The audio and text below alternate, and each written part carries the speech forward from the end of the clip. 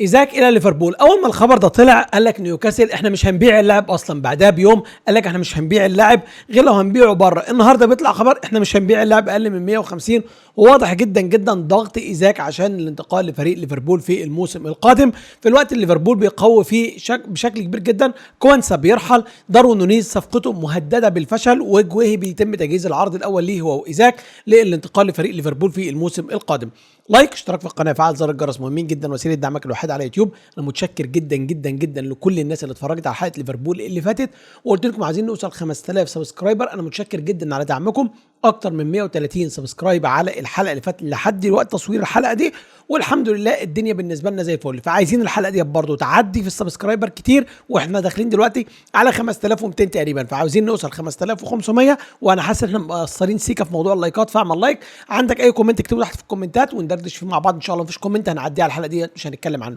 هيا بنا يا صديقي نبدا مع بعض التفاصيل واحده واحده.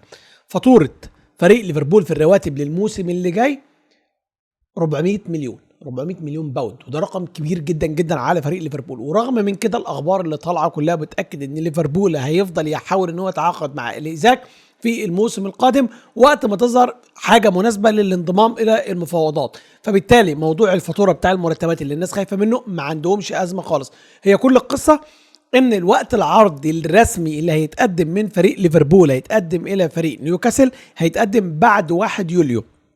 بعد 1 يوليو عشان السنه الماليه الجديده والاستدامه الماليه والقصه اللي انتم عارفينها ديت اكيد. فقبل 30/6 ليفربول مش هيقدم عرض رسمي الى فريق نيوكاسل لانضمام ايزاك. كل اللي بيحصل دلوقتي من فريق ليفربول ومن ايزاك هو ضغط من بعيد لبعيد، اللي هو احنا عايزين ايزاك يجي، وايزاك بدا ان هو يضغط، وكان المحاولات بتاع تجديد العقد بتاعته موجوده معاه. لا، بدا ان هو الراجل يوقف تجديد العقد، والراجل كمان ليفربول مستعد ان هو يدفع له اكتر من المرتب بتاعه اللي بياخده مع فريق نيوكاسل.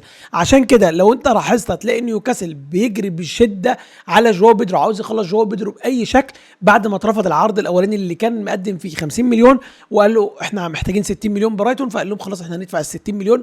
فبيحاول ان هو يفنش الصفقه قبل ما تشيلسي يخطف الصفقه ديت منه، فهو بيحاول ان هو يامن نفسه لانه مش حاسس بالامان في القصه دي. لكن فابريزيو رومانو بيعلن خبر مهم جدا ان ليفربول يوافق شفهيا على الصفقه المبدئيه مع كريستال بالاس بقيمه 45 مليون باوند. ليفربول كان قدم عرض اولاني لجويهي وكان العرض ب 30 مليون، لكن كريستال بالاس قال له يا راجل يا طيب انت بايع كوينسا ب 30 مليون، عايزنا اديلك جويه اللي هو اصلا بيلعب في المنتخب الانجليزي ادولك ب 30 مليون. هز الموضوع شويه، فبالتالي خلاص قال لك احنا هنتكلم من فوق ال 40 مليون. فهي الصفقه ب 40 مليون زائد 5 مليون اضافات، فده التواصل اللي تم لحد دلوقتي. وبالتالي خلاص ان الصفقه الانتقال بتاع جويهي الى فريق ليفربول صفقه وشيكه بشكل كبير جدا، وجويهي جاهز للفحص الطبي وتوقيع العقد. ده خلاص ده خبر رسمي من فابريزيو رومانو. فبالتالي موضوع جويهي ليفربول خلاص يعتبر شبه تمت، باقي بس توقيع العقود والاتفاق النهائي. لكن اللاعب مرحب، اللاعب عاوز يكون موجود في الموسم اللي جاي، عاوز ينتقل لليفل اعلى.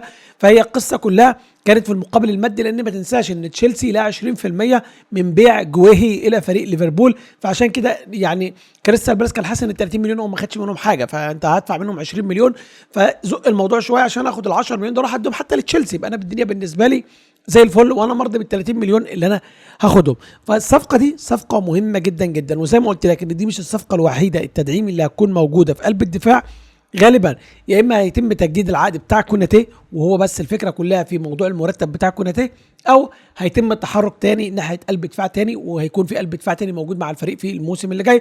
وطبيعي جدا ان الفريق محتاج، لان انت خلاص بعت كوانسا خلاص هيخضع للفحص الطبي يوم الاثنين اللي جاي.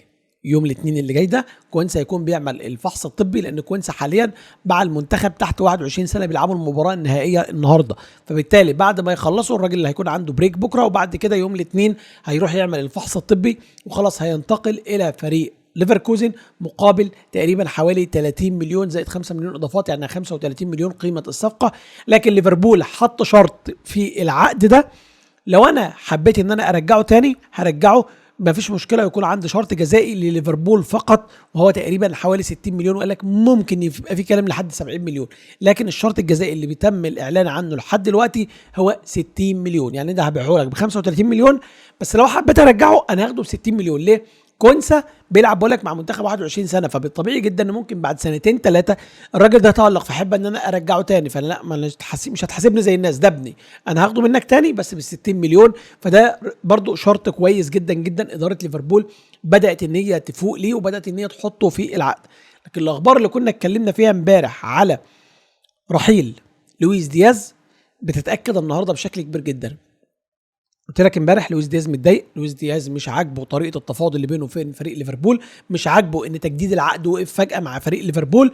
فبالتالي قلت لك ان لويس دياز على قائمه الراحلين. النهارده بيتاكد الكلام ان لويس دياز قريب جدا من الرحيل وعلى قائمه فريق النصر. ليه؟ لو انت فاكر لويس دياز لما تم مفاوضاته مع برشلونه في بدايه الميركاتو، في الاول ليفربول ما كانش عاوز يبيعه. بعد كده قال له احنا لو هنبيع ب 75 مليون، لان لويس دياز كان عايز يمشي، كان عاوز يروح برشلونه. فقال لك احنا لو هنبيعه ب 75 مليون. فبالتالي هنا ليفربول حس ان اللاعب في اي وقت ممكن ان هو يمشي، مفيش مشكله خالص. فبالتالي قال لك انا محتاج الفلوس، انا العبه في مركز المهاجم، فانا ابيعه واروح احط الفلوس واروح اجيب واحد زي الكسندر ايزاك، وان انا اجيب ايزاك ان هو يكون موجود معايا في الموسم اللي جاي، خصوصا انه بيعتمد على دياز اصلا في مركز راس الحربه في الموسم اللي فات كله تقريبا. معظم اوقات اللقاء كان موجود في مركز راس الحربه. فبالتالي هنا الكلام مين اللي هيدفع ال 75 مليون في واحد عنده 28 سنه؟ ما اعتقدش ان في حد ممكن ان هو يفاوضه، لان انت برشلونه الوحيد اللي كان مهتم بيه، ثم يجي من بعده بايرن ميونخ في مركز الاهتمام، حطه هو وجاكبو كرغبه تانية مش رغبه اولى ان هو ممكن ان هو يفاوض حد منهم، لكن ما فيش كلام لحد دلوقتي. فالنصر عايز يجيب حد، فاتكلم في لويس دياز رغبه اولى، ثم بعد كده جابرييل مارتينيلي. فلويس دياز قريب من الانتقال لفريق النصر. بيقول لك ان النصر مستعد يدفع من 85 مليون ل 100 مليون تقريبا. ده العرض اللي متوقع ان هو يتم تقديمه من النصر، لانه دوران مشي فبالتالي او ماشي. فبالتالي 100 مليون هنا فريق ليفربول هيوافق تماما. لو جاله 100 مليون، جاله 85 مليون، جاله 90 مليون في لويس دياز هيوافق ويروح. الصفقه واقفه على حاجه واحده بس، ان نفسه دياز يقول لك انا عايز امشي. دياز نفسه يقول لك انا عايز امشي. لو دياز قال لك انا عايز امشي، او ان انا خلاص موافق وهو كان موافق ان هو يروح فريق برشلونه، يبقى في الوقت ده دياز هيرحل عن فريق ليفربول في الموسم ده وهيروح فريق زي فريق النصر. وعشان كده قلت لك في حلقه امبارح ان هم بيتكلموا كمان على مين؟ على جوردون، مش على ايزاك بس، ان هم عايزين يجيبوا جوردون، لان جوردون اولويه لليفربول من الموسم اللي فات. عايزين يجيبوا جوردون وشايفين ان جوردون ابجريد بالنسبه لهم. حتى لو انا في حد كان بيتناقش في موضوع ابجريد، يا جماعه ده عنده 28 سنه وده عنده 24 سنه.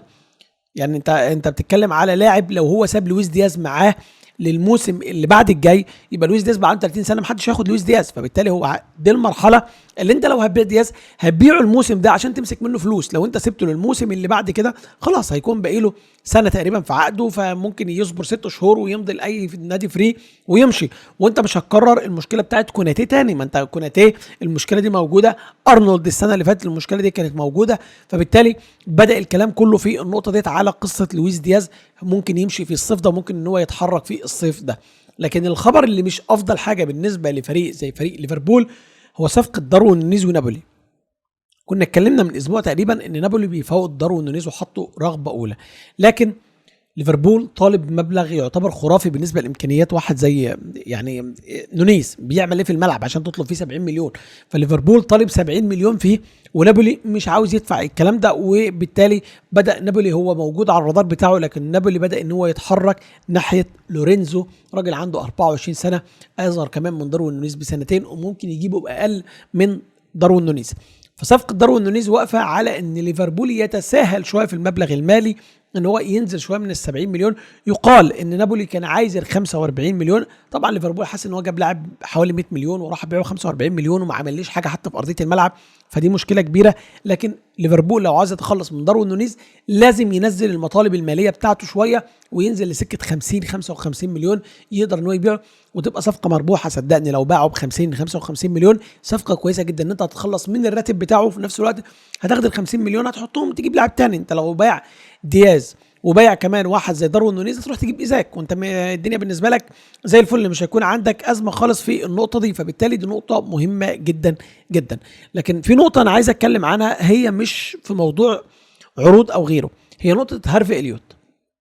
هارفي اليوت بيشارك في اليورو دلوقتي تحت 21 سنه زي ما انت عارف وانا عارف والناس كلها عارفه، دلوقتي بيشارك في تحت 21 سنه. فبالتالي دي نقطه مهمه جدا جدا.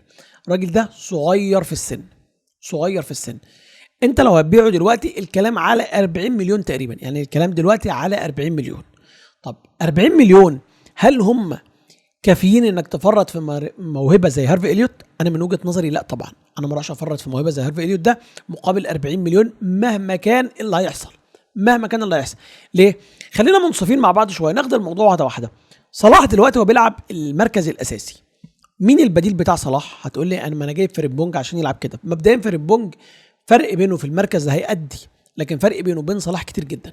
هارفي اليوت طبعا فرق بينه وبين برضه صلاح كتير، لكن هارفي اليوت ده 21 سنه ودي المكان اللي بيلعب فيه، وانت السنه اللي فاتت وظفته كمان في نص الملعب.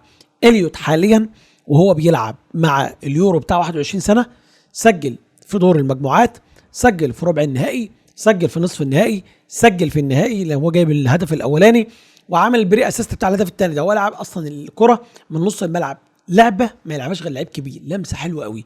لعبها المكاتيه تباطأ فيها شويه قبل ما يلعبها لهيلتشلسون. كان مكاتيه لو حطها كان يبقى عامل كمان اسيست في النهائي، والماتش لسه شغال وانا بصور دلوقتي حالا والماتش شغال.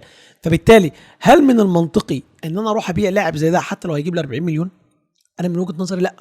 البطولات اللي زي كده بتاعت الشباب انت بتبعت الكشافين بتوعك يتفرجوا عليها عشان تجيب منها مواهب لسه صغيره وتبني عليها لقدام.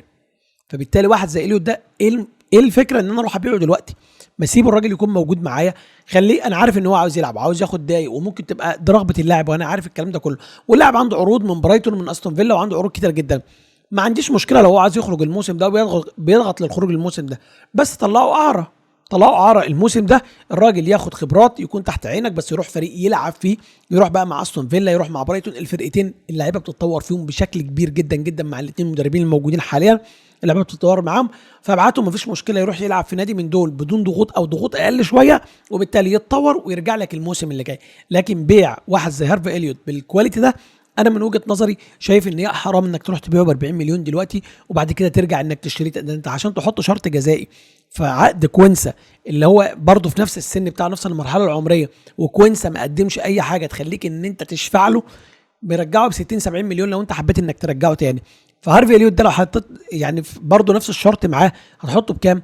من فوق 80 90 مليون بقى، مع بنفس مبدا كوينسا هتحطه فوق 80 90 مليون. فبالتالي طب ما هو موجود معاك، طلعه اعاره الموسم ده والموسم اللي جاي شوف الدنيا بالنسبه لك هتكون عامله ازاي. هذه حلقه اليوم يا صديقي العزيز، اتمنى الحلقه تكون عجبتك. ما تنساش اللايك، اشتراك في القناه، فعل زر الجرس، مهمين جدا، وسيله دعمك الوحيده على يوتيوب. بيقول لي يوتيوب ان المحتوى ده كويس وبرشح حلقات لناس ثانيه، وحابب اشكركم كلكم على الدعم. اشوفكم في حلقه ثانيه جديده، والسلام عليكم.